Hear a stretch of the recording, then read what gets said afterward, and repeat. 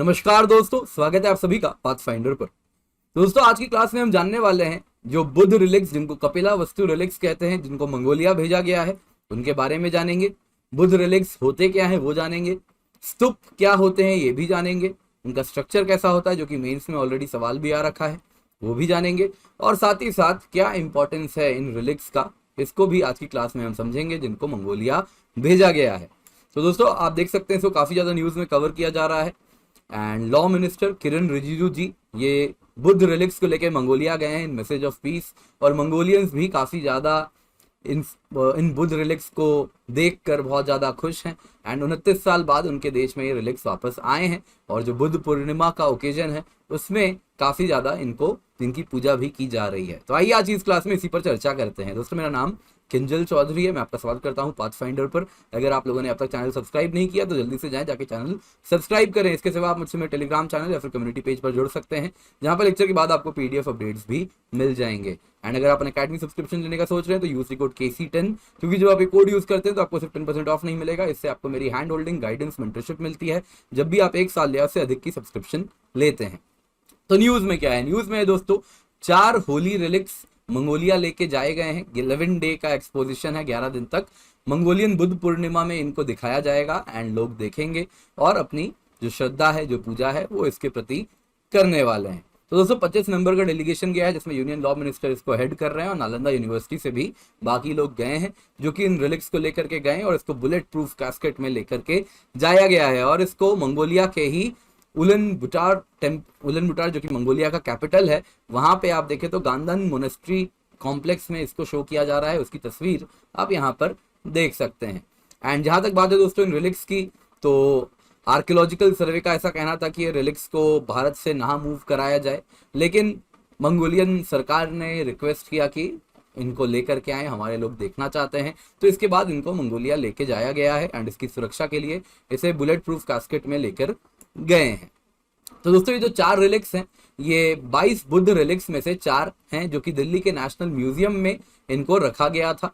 And ये collectively इनको बुलाया जाता है, इन 22 बुद्ध रिलिक्स को, कपिला वस्तु रिलिक्स, क्योंकि ये जो कपिला वस्तु साइट है आज के टाइम में, कुछ कहते हैं नेपाल में है, कुछ कहते हैं यूपी के पिपरावा में है, तो वो वाले साइट से इसको लिया गया है। एंड कहा जाता है यही शायद एंशिएंट सिटी ऑफ कपिला वस्तु भी रही होगी, और इसको 1898 में डिस्कवर किया गया था।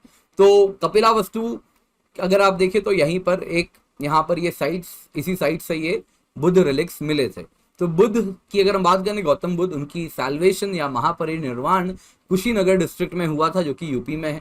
एंड गौतम बुद्ध जी, उनके क्रीमेशन के बाद जो शरीर को आग दी गई थी, फ्यूनरल पायर था, उसके बाद जो अवशेष, जो अस्थि बच गए थे, उनको कलेक्ट किया गया था और उनको 8 अलग अलग किंगडम्स में बांट दिया गया था, जिसमें अजात शत्रु, लिच्छावी, साक्य एंड अलग अलग आप देख सकते हैं मगध, वैशाली, कपिलावस्तु, इन सारी जगह पे जो अलग अलग किंगडम्स थे वहां पे इनको पहुंचा दिया गया था।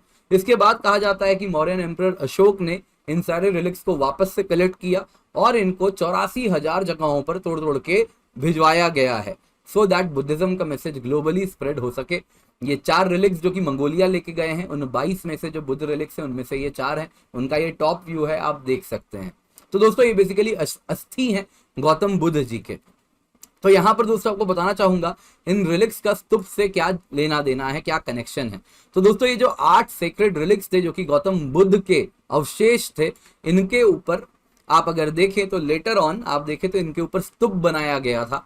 एंड इसके बाद 2 और स्तूप आते हैं, 2 अन्य स्तूप आते हैं। एक उस अर्न में जिसमें जो वास होता है, जिसमें इन 8 अस्थियों को कलेक्ट किया जाता है, उस अर्न को भी एक अलग स्तूप में बाद में डाल दिया जाता है। और दूसरा स्तूप होता है जो कि राख होती है, जो एम्बर्स होते हैं, जो ऐश होता है, जिसकी गौतम बुद्ध के राख थे, एम्बर था, उसको और एक स्तूप में डाल दिया जाता है। तो दोस्तों अगर हम स्तूप की बात करें तो यहाँ पे आपको बताना चाहूंगा स्तूप 3 प्रकार के होते हैं, ये याद रखिएगा।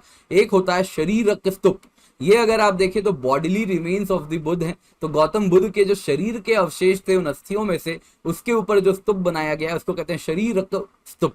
इसके बाद आता है परिभोगिका स्तूप, ये अगर आप देखें तो ये वो स्तूप है जिसमें गौतम बुद्ध के जो बिलोंगिंग्स थे, जो सामान थे जिसका वो इस्तेमाल किया करते थे, उसके ऊपर जो स्तूप बनाया गया है उसको कहते हैं परिभोग का स्तूप। और तीसरा होता है उद्देश्य का स्तूप, जो कि मेमोरियल के लिए है, जो कि आप देखें तो गौतम बुद्ध या उनसे जो भी जुड़े हुए चीजें हैं उनके यादगारी के लिए, मेमोरियल के लिए, सो दैट बुद्धिज्म का मैसेज दूर दूर तक जा सके, उसके लिए उद्देश्य का स्तूप होता है।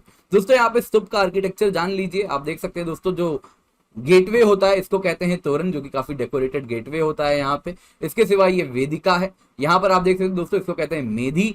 फिर आप देखें तो ये है अंडा, इसके ऊपर यहाँ पे आप देखें तो हर्मिका, इसके ऊपर यहाँ पर आपको देखने मिलती है छतरी।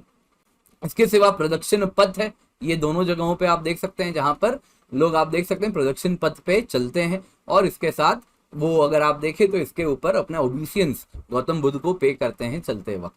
तो बेसिकली आप देखें तो सर्कल में चलते हैं इस प्रदक्षिण पथ पर। तो आपको दोस्तों ये डायग्राम बड़ा इंपॉर्टेंट है, याद रखिएगा, मेंस में भी आ रखा है, तो जरूरी है आप इसके बारे में जरूर जान जाए।